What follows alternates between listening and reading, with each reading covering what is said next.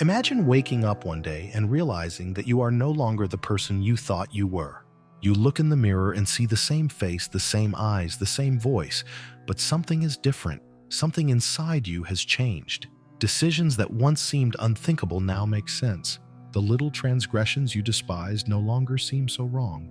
You have become someone you would never have sworn you could be.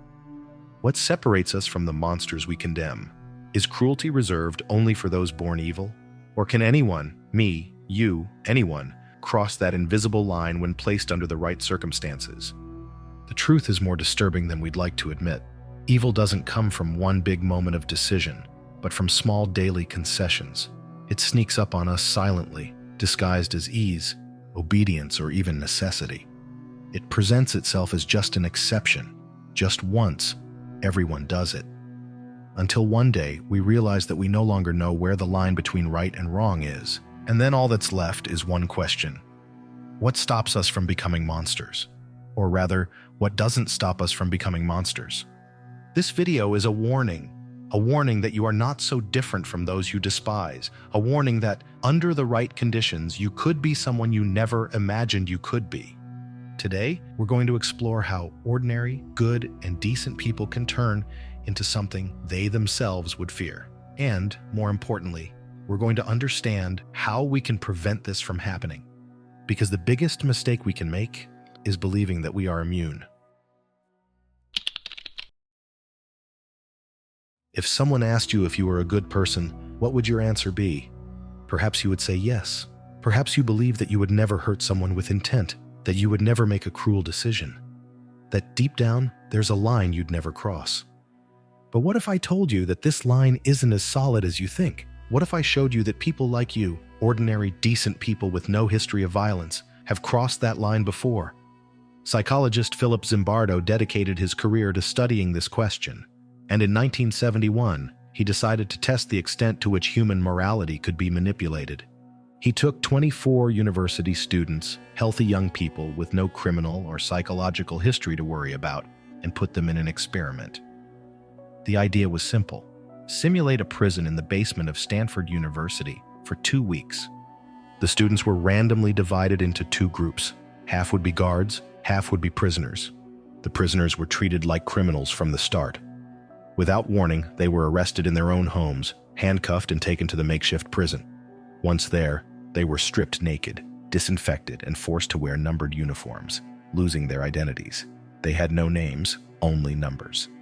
The guards, on the other hand, were given uniforms, batons, and mirrored sunglasses, which hid their eyes and, consequently, their humanity.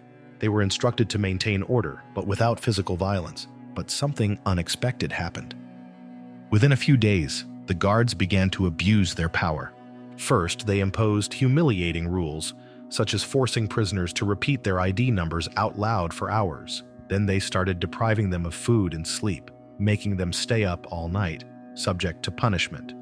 When the prisoners began to resist, the guards reacted with psychological brutality. Some were locked in small, dark closets for hours, while others were forced to clean toilets with their bare hands. They were the same students as before, but now they were completely different. The prisoners, on the other hand, began to submit. Many of them collapsed emotionally, while others accepted their role of submission without question. In 6 days, the situation became so extreme that Zimbardo was forced to stop the experiment. 6 days were enough to turn ordinary university students into tyrants and submissive victims.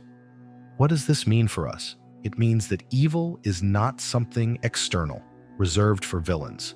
It lives inside each one of us, waiting for the right opportunity to emerge. The situation we find ourselves in directly influences our actions in committing cruel acts, but this transformation doesn't always happen so explicitly. Sometimes it is slow, silent, and almost imperceptible. The author C.S. Lewis, in his book The Screwtape Letters, explored this idea in a disturbing way. The book is written as a series of letters from an experienced demon, Screwtape, to his apprentice nephew, Wormwood. In it, Screwtape doesn't teach his nephew how to convince humans to commit atrocities. He teaches him something much more subtle and effective: how to distract them from what is considered right. He suggests things like, make them too busy to think about morality, convince them that principles are abstract and impractical. Make them believe that small compromises don't matter, and before they know it, they'll be too far away to come back. Does that sound familiar? Evil doesn't force us to choose between right and wrong. It just convinces us not to think about it. First, we ignore something wrong because it's none of our business. Then we justify a mistake because everyone does it. And before we know it, we no longer know where the line between right and wrong is, because the truth is that we can all be manipulated. And what prevents us from becoming monsters is not just our morality, but our ability to question.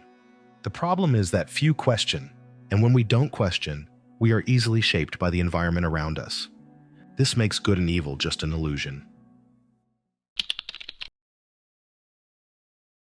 Nobody suddenly wakes up and decides to be cruel. Evil doesn't emerge as a conscious, deliberate choice.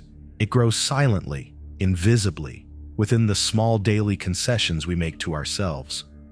Moral corruption doesn't happen in an instant. It creeps in slowly, justified, rationalized, ignored. In one of humanity's oldest and most profound stories, the Mahabharata, there is a character called Karna. He was born into a great destiny, the son of the sun god, a legendary warrior destined for great deeds. From birth, he carried magical armor and divine earrings that made him invulnerable. But before he even had the chance to prove his worth, he was rejected by his own mother and abandoned on the banks of a river. Rescued by a humble family of coachmen, he grew up as an outcast. Even though he had exceptional talent and intelligence, society despised him for his origins. He trained tirelessly. He mastered the art of war, but the world never recognized him.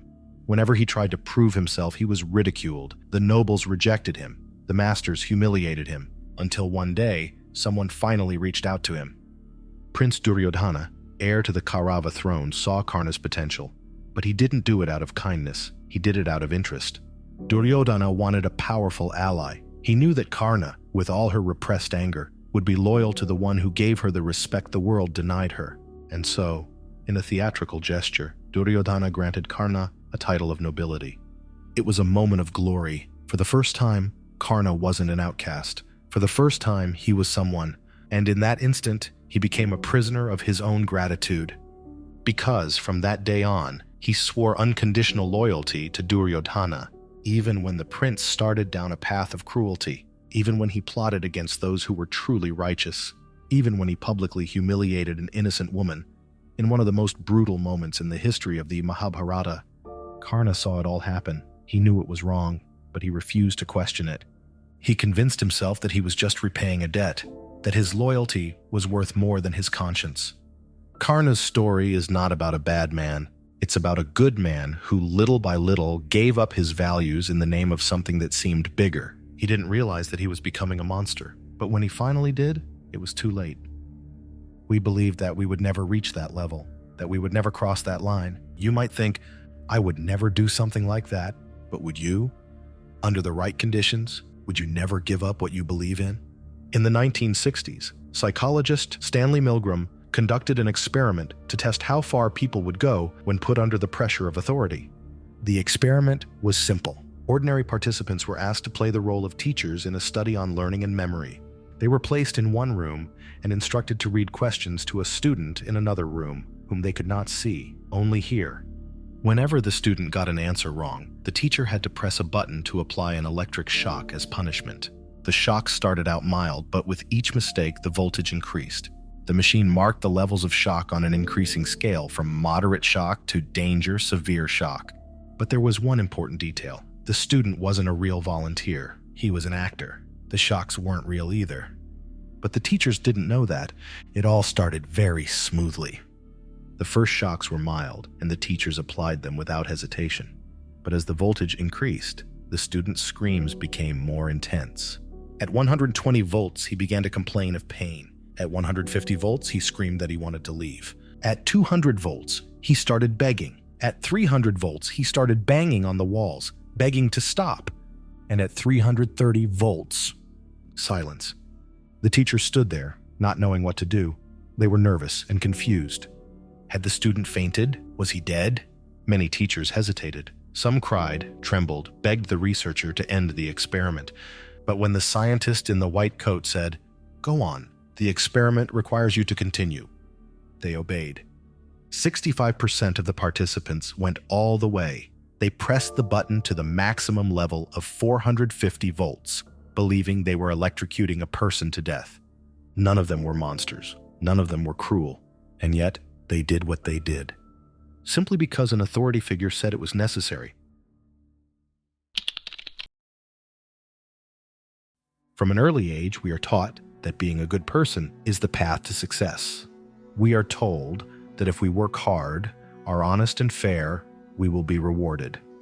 But then we grow up and realize that the world doesn't work like that. How many times have you seen someone lying, manipulative and cruel prosper, while fair and upright people are left behind?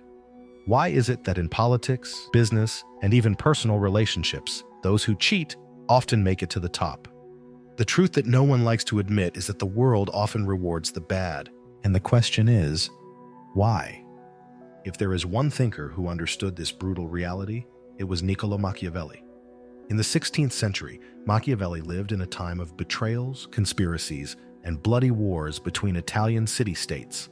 Kings were poisoned, allies became enemies overnight, and entire families were wiped out in the name of power. He noticed something disturbing. Those who clung to morality and principles were the first to fall. Rulers who tried to be too fair were betrayed and overthrown. Those who trusted in the goodness of others were deceived and killed. Those who played fair were left behind, while the unscrupulous advanced. And that's how he wrote one of the most controversial books in history, The Prince. It wasn't a manual on how to be a tyrant, as many people think. It was a warning that in the game of power, the most successful are not necessarily the fairest. They are the most effective. Machiavelli said that to be successful, it's not enough to be good. You have to be smart. He wrote something that still disturbs people today. Whoever wishes always to act as good will end up ruined among so many who are not good. What does that mean? It means that goodness alone does not guarantee victory. It means that if you are naive enough to believe that the world will always reward the righteous, you will be used, betrayed, and destroyed by those who don't have the same moral constraints as you. For Machiavelli, the ideal leader should be like a lion and a fox. The lion commands respect by force. The fox survives by intelligence. If you're just a lion, you'll be fooled. If you're just a fox, you'll be crushed. But if you know how to be both, no one will bring you down. If we look at history, we realize that Machiavelli was right. The most successful politicians lie shamelessly, manipulate the masses, and distort the facts in their favor. The CEOs of some of the world's biggest corporations exploit workers, corrupt governments, and play dirty in the market. The military leaders who changed history didn't hesitate to use brutal force and deception to win their wars. And when we look at our own lives, how many times have we seen the same pattern? How many times have you seen someone who cheats rise through the ranks? How many times have you seen someone cruel become popular? How many times have you seen a manipulator get away with it while good people suffer? The reality is that society is not only governed by morality, but by strategy and power. Does this mean that being good is a weakness? Does it mean that to win we have to be as bad as them? Not exactly, because Machiavelli didn't say you should be bad. He said you should be clever. What he really taught was be good, but not naive. Be fair, but not predictable. Be honest, but know when not to show all your cards. The world is not a place where the good guys always win, but that doesn't mean you have to become evil to survive. The real secret is not to abandon your morality, but to understand that you need to fight strategically for goodness to have power. If you want justice, you need to know how injustice works. If you want a better world, you need to understand how those who make it worse operate.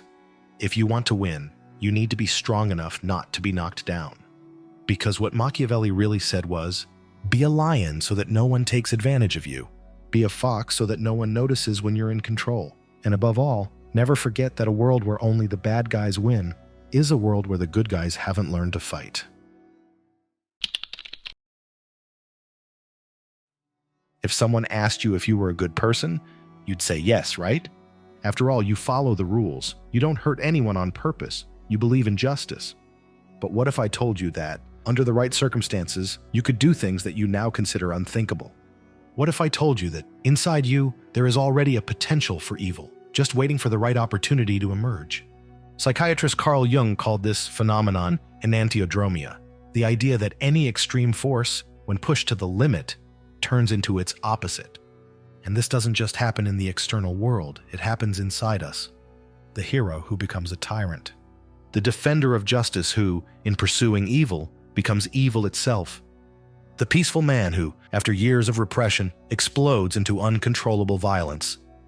Enantiodromia is often an unconscious process used by the mind to correct imbalances in our lives.